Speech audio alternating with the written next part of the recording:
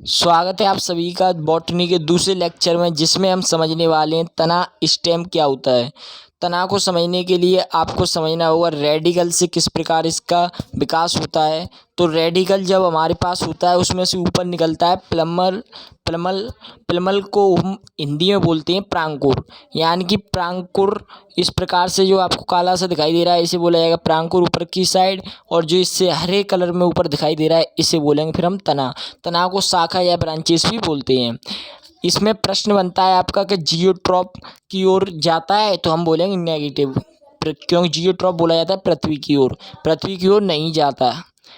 फिर प्रश्न बनेगा फोटोट्रॉप क्या प्रकाश की ओर जाता है, तो हाँ पॉजिटिव।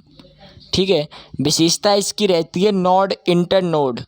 नोड इंटरनोड क्या है कि गांठ, प्रत्येक तना में आपको गांठ दिखाई देगी, जिससे ही तो पहचान होती है कि गांठ क्या है, कैसे किस तो कौन सा तना है।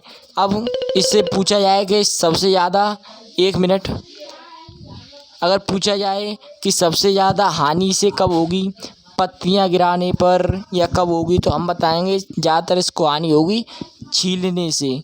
यानी कि अगर इसकी जो छाल होती है उसको छील दिया जाए, तना की छाल को, तो सर्वाधिक हानि होगी। क्योंकि पत्ते तो पेड़ पौधे अपने आप खुद गिरा देते हैं बसंत में, लेकिन इसकी छाल को छील दिया जाए तो इससे पौधा सूखने की संभावना रहती है। इतना समझ में आया। अब देखिए आगे।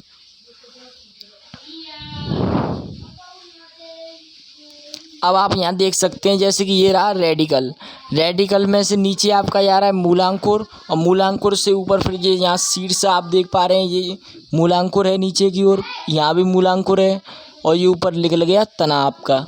तना से फिर पत्तियों का निर्माण हुआ है। फिर ये आप देख पा रहे हैं तना से और ज़्यादा गांठों से फिर तना निकल रहा है। इस प्रकार से ये निकलता है तना।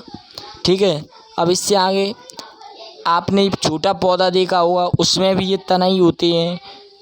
आप बड़ा पौधा देखोगे, बड़ा पेड़ देखोगे, उसमें भी पहले एक सबसे मोटा जो तना होता है, फिर उससे एक छोटा तना हो जाता है एक हाथ भर का, फिर मान लो उससे भी छोटा तना रहता है एक छड़ी बराबर, और छड़ी से भी फिर छोटा तना हो जाता है जिससे दांत ब्रश किए जाते हैं।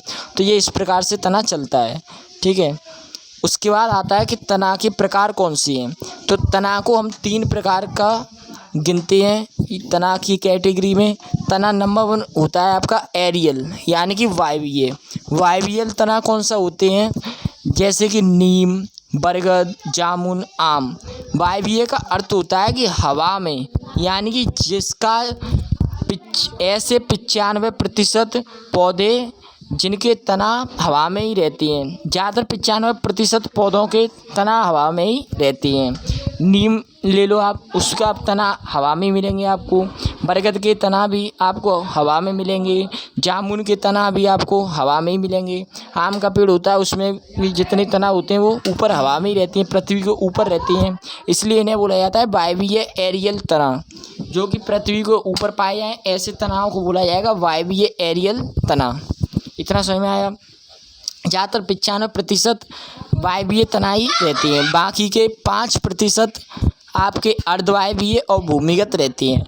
अब अर्धवायवीय कौन से होते हैं? अर्धवायवीय होती हैं जैसे कि घास, जैसे कि ये चित्र है, आप देख पा रहे हैं, ये घास ऊपर से आप ऐसा तना जिसमें 80% भाग ऊपर की साइड पृथ्वी पर रहे और पृथ्वी के ऊपर रहे, और 20% उसका भाग तना का धरती के अंदर रहे, उसे बोला जाता है कि कौन सा तना, उसे बोला जाएगा अर्धवायवीय तना। ठीक है, तो घास आपका इसका एग्जाम्पल हो गया अर्धवायवीय तना का।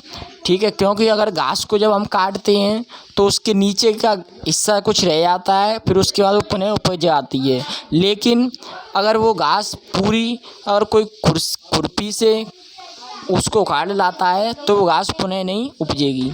अब ऐसे ही अब हम समझते हैं एक और एग्जाम्पल होता है इसका जलकुंभी। अब अर्धवायवीय का एक और एग्जाम्पल कौन सा है? एक और कौन सा एग्जाम्पल है? जलकुंभी। अब जलकुंभी आपको ऐसा पानी मिलता है जैसे मछली वगैरह होती हैं, उनके लिए ऑक्सीजन नहीं पहुंचाने देता, तो इसको हटाया जाता है। उसके बाद आता है तीसरा तना, भूमिगत तना। अब भूमिगत तना कौन से होते हैं? भूमिगत तना समझने के लिए आपको ज़्यादातर यही पता है कि पृथ्वी के अंदर ज़्यादातर जड़ ही रहती हैं और ऊपर की साइड आपको तना मिलेगा। ऐसा नहीं है, जड़ मैंने बताया था कि जो पृथ्वी को नीचे शंकुआ आकार की जाए उसे बोला जाएगा जड़। जैसे कि आपको शकरकंदी और भी मैंने बताए थे, उसमें क्या होता है कि नीचे जड़ त्रिभुजाकार या शंकुआ आकार में जाती हैं, तो वो जड़ है। और तना क्या है कि तना आपको जैसे आलू या ओल, ये कैसा रहेगा? गोल रहेगा नीचे से, शंकुआ आकार नहीं है, इसलिए इसे बोला जाता है कि भूमिगत तना। आलू या ओल, अब आप यहाँ देख सकते हैं आलू, ये कोई शंकुआ आकार नहीं है, नीचे की ओर नहीं जा रहा है, इसलिए इसे बोला जाएगा भूमिगत तना। आप ले सकते हैं दूसरा ओल, ओल भी आपको ऐसे मिल जाएगा कि भूमिगत तना है, ठीक है। उसके बाद आता है आपका अदरक या हल्दी। अदरक भी भूमिगत तना है क्योंकि ये नीचे की ओर नहीं जा रहा। हल्दी भी भूमिगत तना रहती है। लहसुन आप ले लें, लहसुन भी आपका भूमिगत तना है। प्याज भूमिगत तना है, ठीक है। अब इसके बाद आता है कि भूमिगत तना को भी 3 कैटेगरी में डिवाइडेड किया गया है। जैसे कि भूमिगत तना को पहला बोला गया है कंद, यानी कि खाद तना। अब खाद कौन सा रहते हैं? जो ज़्यादातर खाने योग्य तना होती हैं भूमिगत तना, उन्हें बोला जाता है कंद। जैसे कि आलू, आलू में ज़्यादातर भाग किसका है? खाने का। आलू खाया जाता है तो इसलिए बोल देते हैं उसे वो कंद। ओल खाया जाता है इसलिए उसे बोला जाए कंद। लेकिन प्रकंद क्या होती हैं? ऐसे भूमिगत तना जिनमें गांठ ज़्यादा पाई जाती हैं। जैसे कि अदरक को देखा जाए, अदरक में आपको यहाँ पर गांठ ज़्यादा दिखाई दे रही होंगी, इसलिए इसको बोला जाता है भूमिगत तना और प्रकंद गांठ, ठीक है। हल्दी की बात की जाए तो इसमें भी आपकी कच्ची हल्दी होती है, उसमें गांठ ज़्यादा होती हैं। ये तो क्या सूखी हल्दी है, तो इसमें भी आपकी प्रकंद गांठ वाली भूमिगत तना है, ठीक है। तीसरा आता है सलकंद, यानी कि जल जिसमें ज़्यादा पाया जाए, जैसे लहसुन और प्याज। प्याज में देखा जाए तो आपका जल की मात्रा ज़्यादा रहती है, इसलिए इसको बोलते हैं सलकंद, ठीक है। और लहसुन को भी हम सलकंद में रखते हैं। ये हमने समझा कि तना कितने प्रकार के होते हैं। तना 3 प्रकार के होते हैं। आपके तीनों तना बता दिए गए, वायवीय तना, अर्धवायवीय तना और भूमिगत तना।